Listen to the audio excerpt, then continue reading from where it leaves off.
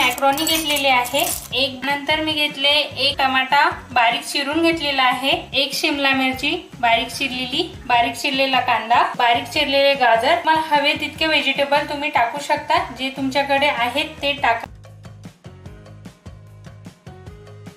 तर इथे पाणी चांगलं उकळलेलं आहे. आता आपण यात टाकूया हे पास्ता.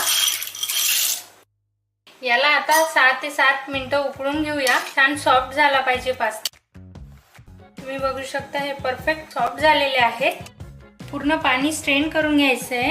पूर्ण इथे मी पॅन घेतलेला आहे, त्यात टाकूया आपण 2 चमचे तेल, टाकूया जिरे, त्यानंतर टाकूया बारीक चिरलेलं लसूण, नंतर टाकूया बारीक चिरलेलं अद्रक लसूणचा छान फ्लेवर येतो याच्यात.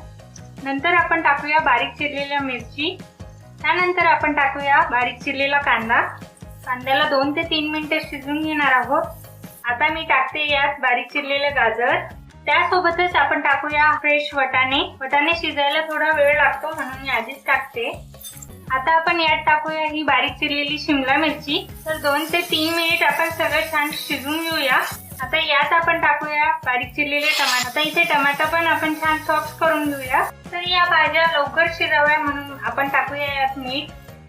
तुम्ही बघू शकता सगळ्या भाज्या परफेक्टली शिजल्या आहेत. लाल तिखट, थोडासा टोमॅटो केचप, थोडासा पास्ता सॉस आणि यात टाकूया थोडा सोया सॉस.